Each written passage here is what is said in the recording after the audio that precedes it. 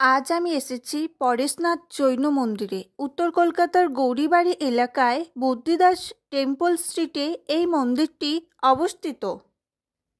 প্রতিদিন সকাল 6টা থেকে দুপুর 12টা পর্যন্ত এবং বিকাল 3টা থেকে সন্ধ্যা 7টা পর্যন্ত এই মন্দির খোলা থাকে সকলের জন্য। এবার আমি বলি এই মন্দিরে আপনারা কিভাবে আসবেন। এই মন্দিরে আসতে হলে শোভাবাজার বা শ্যামবাজার মেট্রো স্টেশনে নেমে ওখান থেকে অটো ধরে 5 মিনিট হাঁটলেই পৌঁছে যাবেন এই মন্দিরে। 1867 সালে এই মন্দিরের প্রতিষ্ঠা করেছিলেন শেঠ বুদ্ধিদাস।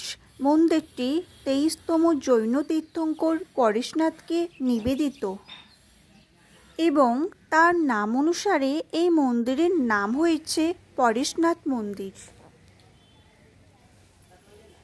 মূল মন্দিরের ভিতরে ক্যামেরা নিষিদ্ধ, কিন্তু মূল মন্দিরের ভিতরের সৌন্দর্য বাইরের থেকে আরও মনোমুগ্ধকর। জৈন ধর্মের মানুষদের কাছে খুবই আধ্যাত্মিক পবিত্র জায়গা হলো এই পরেশনাথ মন্দিরটি। শুধুমাত্র মন্দিরের সৌন্দর্য নয়, আধ্যাত্মিক পরিবেশের আকর্ষণে অনেকে ঘুরতে আসেন এই মন্দিরে। মন্দিরটি তৈরি হয়েছে মার্বেল পাথর, মোজাইক কাজ, আয়না এবং ইউরোপীয় ধাঁচের মূর্তির সমন্বয়ে। মন্দিরের বাইরে সাজানো বাগান এবং ফোয়ারা। মন্দিরের ভিতরে সুন্দর বসার জায়গা আছে। আর এখানে দেখুন একটি বড় জলাশয় আছে। জলাশয়টি মন্দিরের সৌন্দর্যকে আরও বাড়িয়ে তুলেছে। জলাশয়ে আছে মাছ, কচ্ছপ, যেগুলিকে ভগবানের প্রতীকী বলে মনে করা হয়।